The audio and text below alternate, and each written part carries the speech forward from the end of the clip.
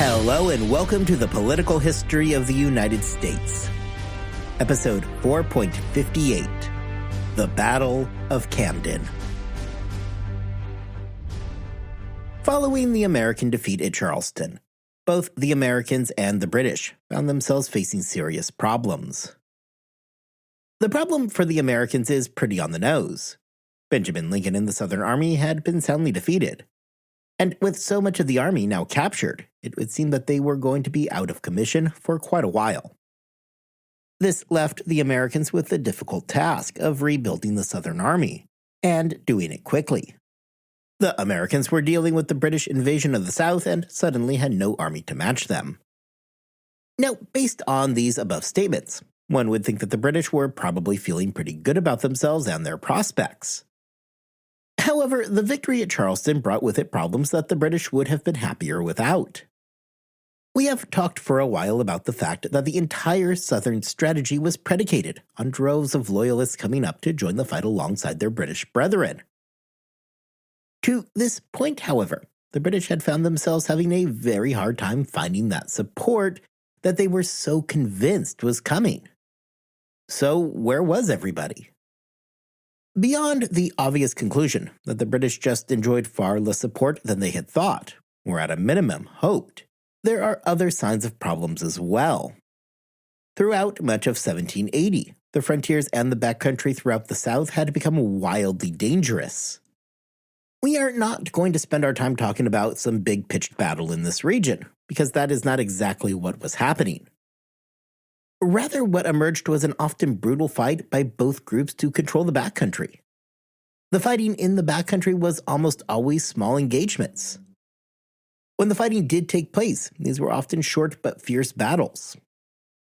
In one incident during this backcountry fighting, a 13-year-old Whig boy was captured and ordered to shine the boots of a major. When the boy, Andrew Jackson, refused, he was slashed across the face with the major's saber. He would then be sent off to a prisoner of war camp following the incident, itself a very dangerous endeavor. Jackson will survive his time in the camp, and I have a hunch that he might just turn up again in our story down the road. At the end of the day, neither side ever really won the battle for the backcountry. However, as historian Woody Holton points out, neither side ever gaining control definitively over the backcountry was a de facto American victory. The onus was on the British to gain control over that region and officially prove that the Carolinas were reincorporated into the empire. The fact that the Americans managed to prevent the Loyalists from gaining control over this critical region denied the British the ability to claim victory. Sure, the Americans failed to gain control over the backcountry as well, but in denying the British control, they scored a victory. Many of the problems for the British were devices of their own making.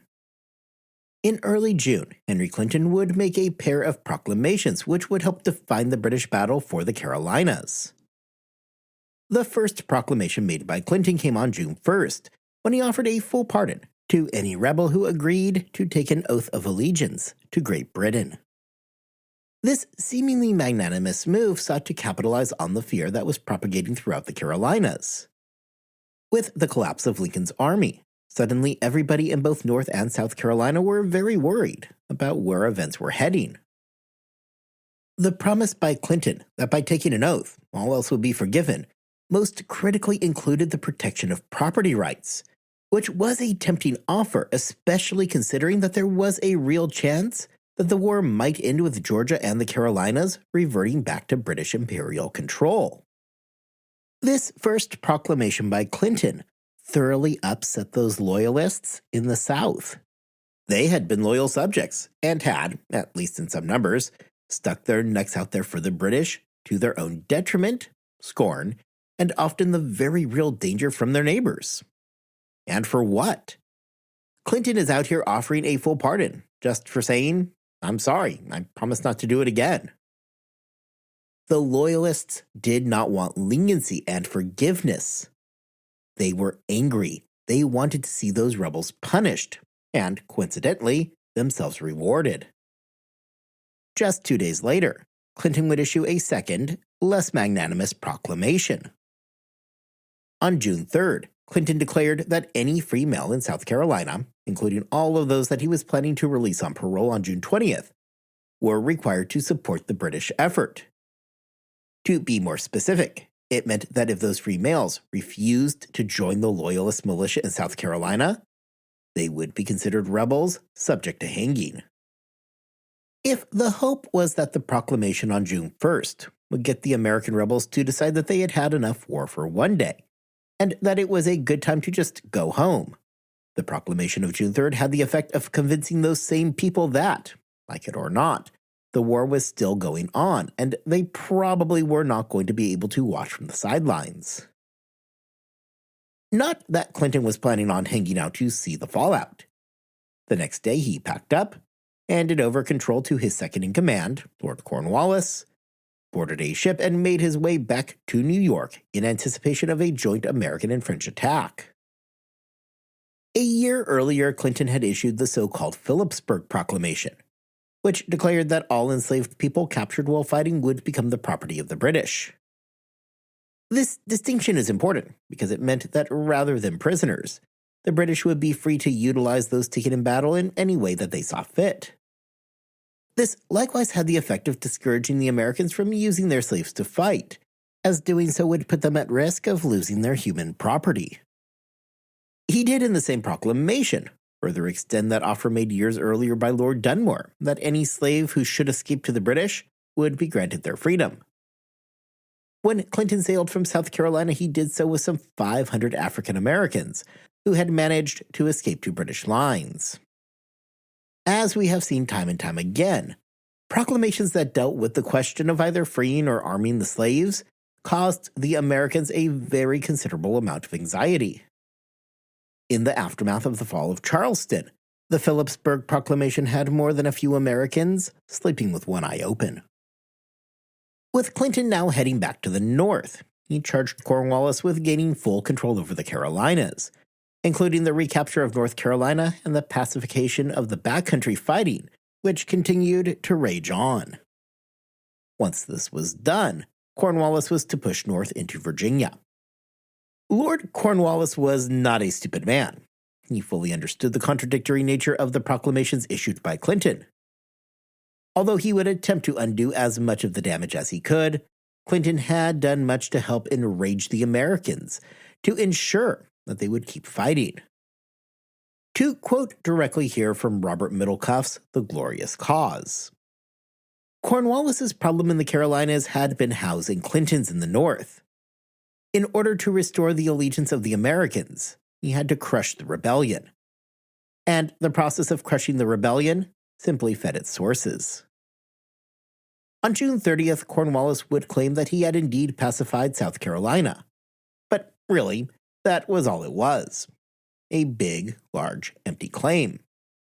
As we discussed at the open of today's episode, often brutal skirmishes and fighting would continue throughout the backcountry for some time to come. Making matters worse, many of those who were now causing Cornwallis headaches were those same men who had decided to rejoin the fighting following Clinton's June 3rd proclamation. Men who may have well remained out of the fight if not for Clinton's ultimatum.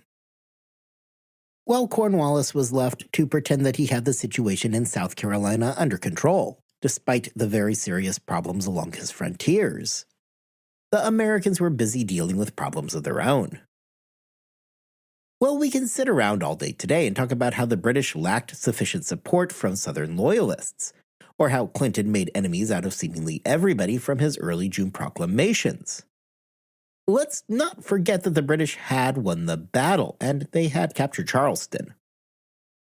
They had caused massive damage to the Southern Army, leaving the Southern states in a perilous place with an enemy army having captured the region's largest city.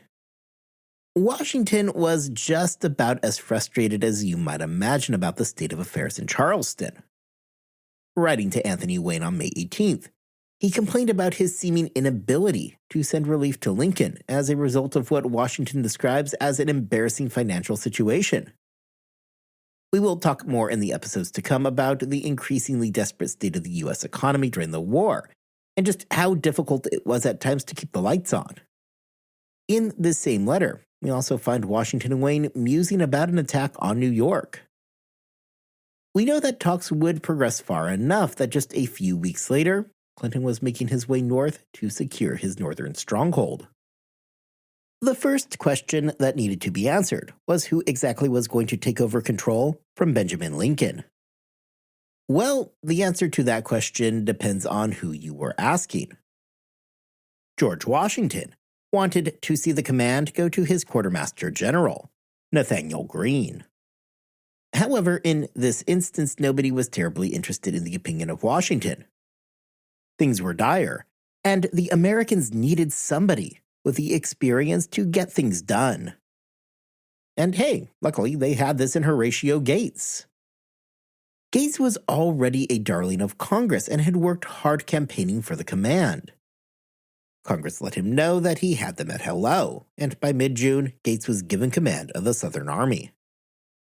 Now, if we're going to be totally fair here, Gates was probably the right choice. We need to remember that George Washington was indeed human, and, as humans tend to do, was caught up in a growing personal rivalry with Gates. Following the victory at Saratoga, Gates was a hero with very few detractors. Sure, Benedict Arnold hated the guy with a fiery passion, but nobody really liked Arnold all that much, so hey, who cares? Of course, Washington would advocate against Gates, as he represented the most legitimate threat to his command, and while that danger seems relatively minimal, it isn't as though he had forgotten about the Conway Cabal. Washington, despite his favoring of Greene, likewise appears to have read the room and understood that his opinion in this situation was not being asked for. When Gates was announced as the new commander of the Southern Department, Washington was informed rather than consulted. The situation that Gates inherited was dire. The only real army left in the Carolinas was now under the command of the Baron de Kalb. De Kalb had initially been sent south with some 1,400 Continentals to reinforce Lincoln and Charleston. However, delays had slowed them up enough that Charleston had fallen before they ever got particularly close. Although probably frustrating at the time, these delays likely just meant that there were 1,400 fewer British prisoners of war. When Gates made it to De Kalb at the end of July, he could plainly see just what he was dealing with. At the beginning of August, we know that Gates was asking for a significant amount of supplies, sending the request to Virginia Governor Thomas Jefferson. Gates was requesting several things. Among them were some 500 tents, 2,000 barrels of flour, corn, rice, 50 hogsheads of rum, and wagons. Jefferson, if you are wondering, stalled long enough on his own response back to Gates that the new Southern Department commander had to send a somewhat annoyed response back, letting Jefferson know of his hardships. Jefferson would later write back that he will do what he can, but it wasn't as though Virginia was flooded with the available supplies at the moment. As much fun as this terse little conversation between Gates and Jefferson is, it tells us that the Southern Army was lacking in many of the basic supplies that an army needs to operate. So let's take a quick stock of what Gates actually had. He is in command of around 1,400 Continentals, and they are suffering from a pretty serious supply shortage. This brings up a pretty obvious question. The Battle of Camden came on August 15th. That falls right in the middle of this back and forth between Gates and Jefferson over supplies. So what exactly was Gates thinking about when he decided that this was the perfect time for an attack? Although the army that Gates commanded only had those initial 1,400 Continentals, in the weeks before the battle, militia companies did begin to arrive. First, there were some 2,100 North Carolina militia that rolled into town, followed shortly thereafter by another regiment from Virginia. In all, he had an army of right around 3,000 men, the majority of which being militia. The supply shortage had been hard on the men, hence the letters asking Jefferson for some relief. On August 13th, Gates reached Rugley's Mill, which was approximately 13 miles north of Cornwallis's position in Camden. It's here that the sources that I read all seem to come to different conclusions as to the actual motivations of Gates. Most sources have Gates attempting to use his army to capture a smaller British force. However, I think this is worth some investigation before we just go ahead and assume that Gates blundered into the moment. It does seem very likely that Gates was working with poor intelligence. He seems to have vastly overestimated the size of his own army, thinking that he actually had closer to 7,000 men, rather than the 3,000 that he actually commanded. This does not appear to have been that much of a deterrent for Gates, because even after he learned that his army was significantly smaller than he had originally believed, he pretty much just shrugged it off and plodded on ahead. The thing is, though, I'm not completely sure that I buy Gates recklessly charging into battle. Let's take a moment to consider Gates' position. We know that he had a serious supply shortage because he had been writing to Thomas Jefferson telling him as much. Second, although his star is about to dim, so very much, we should not get trapped into thinking that he was some awful field commander. Gates was the victorious general of the single biggest battle of the entire war thus far. Sure, there were those who would squabble about how much credit he deserved. Philip Schuyler and Benedict Arnold certainly were not inviting Gates to their birthday parties. But still, the guy did have a modicum of skill. Following the events of Camden, as we are going to see in just a little while, Gates would do a lot to inflict fatal wounds on his image. However, I still struggle seeing him just charging headlong into an enemy when we know that he was suffering from supply shortages and was aware that he had overestimated the size of his own force by more than a 2-to-1 margin. Historian Woody Holton suggests that Gates was not actually planning to storm the British camp, but rather was attempting to move to a position along the southern bank of the Saunders Creek. The creek was notoriously difficult to ford and would have provided Gates at least some protection from any kind of move from Cornwallis. Should the British attempt to strike, they would have to deal with the physical obstacle that was the river, which in turn would open up options for the Americans.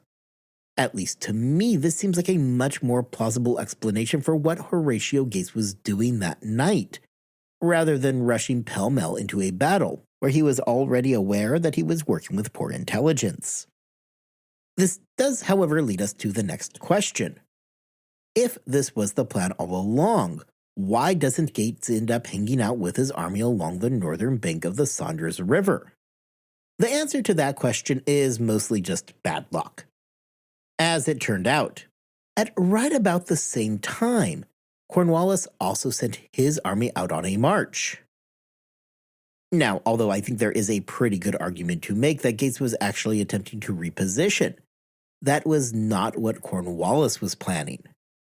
Cornwallis was planning to take a shot at the American army that he thought was at Rugeley's Mill.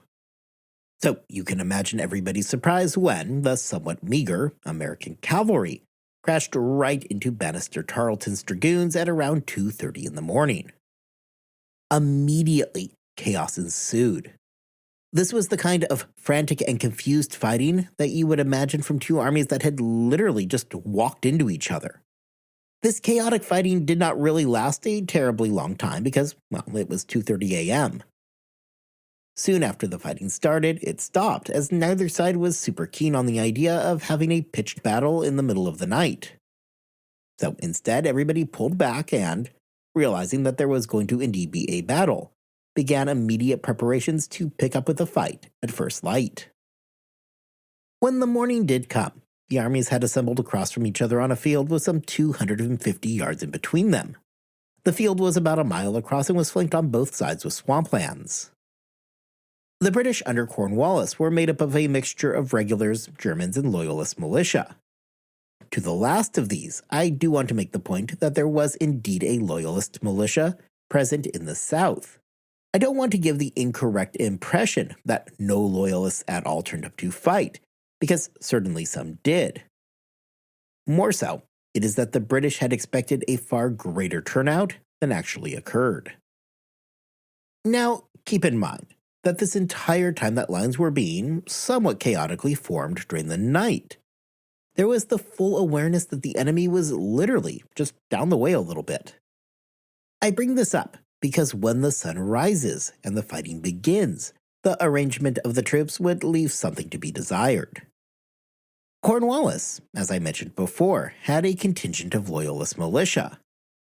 As the Americans knew well by this point, the militia were easily the least reliable fighting men available. This would prove to be no different, regardless of the loyalties of said militia. Cornwallis placed his militia on his left, so facing the American right, where they were checked by DeKalb and the Continentals. Gates, seemingly unaware of where the British had their militia, placed his militia on his left, so opposite the British right. The effect of this is that for both armies, the left was going to be the weakest side of each line. The militia for the Americans, who now lined up against the British regulars, were acutely suffering from that supply shortage that Gates had been griping to Jefferson about, meaning that a majority of his already unreliable Virginia militia on the left were marching into a battle without bayonets, making any kind of advance on the left impossible in the best of conditions. Unfortunately for the American left, this probably did not really matter, because it was that same militia that now lined up against the British regulars. Gates, who was fighting with an army largely made up of militia, placed the North Carolina militia in the center where they would also face off against the British regulars. So, as a quick rundown of all of this, the Americans were lined up with militia both on their left and in the center, both sides facing off against the British regulars. The right side of the American line, opposite the Loyalist militia, was where DeKalb had the Continental troops. This meant that the best of the American army that day was set to face off against the Loyalist militia. As the sun began to rise, Gates was informed that the British right had yet to fully form its lines. Although the weakest of his own men opposed them, Gates decided to press his advantage and send the men forward. The problem was that the British right was far less disorganized than Gates was led to believe, and very quickly was able to form up into proper lines. Unfortunately for the Americans, by the time that they realized that the British were in fact not a disorganized mess, it was far too late to do anything about it. Instead of springing a trap, the Virginia militia quickly found itself facing an unexpectedly organized British army, which wasted no time in opening fire on them. Ironically, Cornwallis too had believed that he had spied a weakness when he detected movement on the American left, the movement likely being the beginning of the advance. This spurred him to send his troops forward towards the Virginians, leading to that much more confusion. The problem is, however, that when the British started firing on the largely surprised and unprepared Virginia militia, the majority of those men decided that they had had enough soldiering for one day and quickly turned and ran for their lives. With the left side of the American line turning and running, it started a chain reaction along the entire line. As the left evaporated, suddenly the left flank of the North Carolina militia in the center became dangerously exposed. Seeing the Virginians take flight, the North Carolina militia quickly decided that it seemed like a pretty solid option. They tossed aside their muskets and took off in the opposite direction. Although the Americans had some men in reserve under the command of Ortho Williams, they too quickly became disorganized as the retreating militia came crashing through their ranks. In very short order, the American right, the Continentals under DeKalb, found their left exposed, as they remained pretty much the only American force not in disorganized retreat. It did help that DeKalb was facing the weakest part of the British line, that part made up of the Loyalist militia. However, that advantage would prove to be pretty short-lived. DeKalb was not only holding his own, but was indeed pushing back the British left, causing a considerable headache for Cornwallis. Although the American left and center was now gone, DeKalb fought on, though it is possible that because of the smoke obscuring the battlefield, DeKalb was unaware of just how dire his situation was in reality. Lieutenant Colonel James Webster, the man commanding the British center and right, intelligently decided to swing his troops around and attacked the suddenly exposed left flank of the American right, rather than chasing down the actively fleeing militia. This move by Webster was pretty much all the British needed to completely seal their victory. Well, DeKalb and his men fought bravely and well. The complete evaporation of the rest of the American line was far more than they could withstand. The men who could get out quickly realized that there was no hope of victory, and themselves took off on a disorganized retreat. DeKalb kept fighting as everything fell apart around him. This is despite him sustaining serious enough wounds that he would die from them just a few days later. The battle proved to be devastating to the Continental soldiers, with more than 800 being killed, wounded, and captured. I say Continentals because, for the most part, the militia got out before anything really happened to them. The Continental troops took virtually all of the damage of the day. For their trouble, the British suffered around 300 casualties. Tarleton, after attacking DeKalb with everybody else, chased the fleeing Americans for a while, capturing a significant amount of supplies along the way, but generally catching up with few of the actual men. I'm going to come back next week and discuss the fallout from the loss at Camden, and really from the disastrous year that was 1780. But for the rest of today, I want to focus on a very specific bit of fallout. Specifically, the sudden fall from grace of Horatio Gates. If you were paying close attention, you might have noticed that throughout the battle I hardly mentioned Gates's name. In fact, following his orders to have the Virginians advance, I never mentioned him again. Although it is not completely clear when Gates lost control, I can't find any evidence of him giving commands following that order to send the left forward. In fact, following the beginning of the battle, there appears to have been several people on the ground in Camden, wondering exactly where their leader was. As it turns out, Gates had personally hopped on a horse and by nightfall had managed to ride 60 miles north to Charlotte. He would ride another 120 miles over the next few days before finally ending up in Hillsborough to, regroup?